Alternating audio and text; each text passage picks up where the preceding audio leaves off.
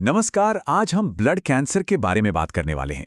हमारा मकसद है इस मुश्किल से लगने वाले टॉपिक को एकदम आसान बनाना, ताकि हम सब इसके संकेतों को समझ सकें और सही जानकारी हासिल कर पाएं। क्या कभी ऐसा महसूस होता है कि थकान पीछा ही नहीं छोड़ रही? चाहे कितनी भी नींद ले लो, फ्रेश फील ही नहीं होता, या फिर बिना किसी कोशिश के वजन कम होता जा रहा है? हम अक्सर इन चीजों को रोजमर्रा की जिंदगी का हिस्सा मानकर ध्यान नहीं देते। लेकिन सोचने वाली बात यह है कि क्या हो अगर ये सिर्फ आम थकान ना हो।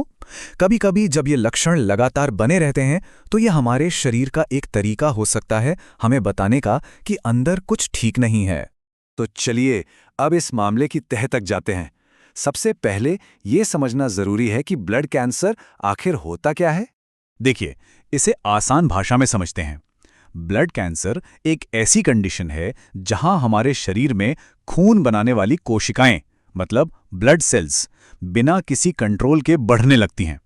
और ये गड़बड़ी ज़्यादातर बोन मैरो, यानी हमारी हड्डियों के अंदर जो नरम हिस्सा होता है, या फिर हमारे लिम्फेटिक सिस्टम में शुरू होती है। और यहाँ सबसे ज़रूरी बात यह है कि अगर इस बीमारी को जल्दी पकड़ लिया जाए, मतलब शुरुआती स्टेज में ही, तो इसका इलाज बहुत आसान और असरदार हो जाता है। इसीलिए इसके बारे में जानना इतना जरूरी है। ब्लड कैंसर कोई एक बीमारी नहीं है। असल में इसके कई रूप होते हैं और ये बच्चों से लेकर बड़ों तक किसी को भी हो सकता है। मोटे तौर पर इसे 3 मेन टाइप्स में बांटा गया है। चलिए अगली स्लाइड में देखते हैं कि ये कौन कौन से हैं। जैसा कि हम यहाँ देख सकते हैं, ये तीनों अलग अलग तरह से असर करते हैं। पहला है ल्यूकेमिया, जो सीधा हमारे खून और बोन मैरो पर हमला करता है, जिससे व्हाइट ब्लड सेल्स की गिनती गड़बड़ा जाती है। दूसरा है लिम्फोमा, इसका असर हमारे लिम्फेटिक सिस्टम पर होता है और इसकी सबसे आम पहचान है गर्दन या बगल में लिम्फ नोड्स की सूजन। और तीसरा है माइलोमा, ये प्लाज्मा सेल्स का कैंसर है, जो धीरे धीरे हमारी हड्डियों और इम्यून सिस्टम दोनों को कमजोर कर देता है। तो हमारा शरीर हमें क्या इशारे देता है? चलिए अब उन चेतावनी संकेतों के बारे में जानते हैं जिन पर हमें खास ध्यान देने की जरूरत है। इसके शुरुआती लक्षण इतने आम होते हैं कि कोई भी धोखा खा जाए, जैसे हर वक्त थका थका महसूस करना, बार बार बुखार या कोई ना कोई इन्फेक्शन होते रहना और बिना किसी डाइटिंग के वजन का गिरना। अब ये लक्षण तो किसी वायरल या तनाव की वजह से भी हो सकते हैं, है ना? इनके अलावा कुछ और भी लक्षण हैं, जैसे शरीर पर आसानी से नील पड़ जाना, या रात में सोते हुए इतना पसीना आना कि कपड़े भीग जाएं, या फिर हड्डियों और जोड़ों में दर्द बना रहना।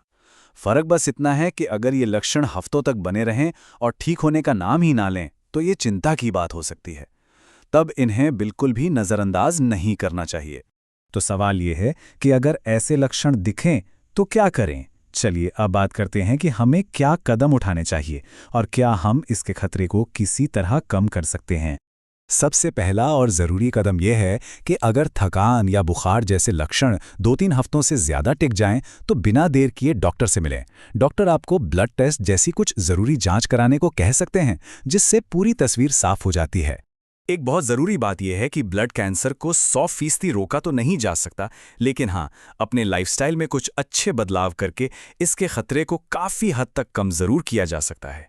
इसके लिए हमें अपनी सेहत का ख्याल रखना होगा, जैसे स्मोकिंग से दूर रहना, बेंजीन जैसे खतरनाक केमिकल्स के संपर्क में आने से बचना, अपनी डाइट अच्छी रखना, रोज़ थोड़ी बहुत एक्सरसाइज करना और साफ सफाई रखना, ताकि इन्फेक्शन से बचे रहें। ये छोटे छोटे कदम मिलकर एक बड़ा फ़र्क ला सकते हैं।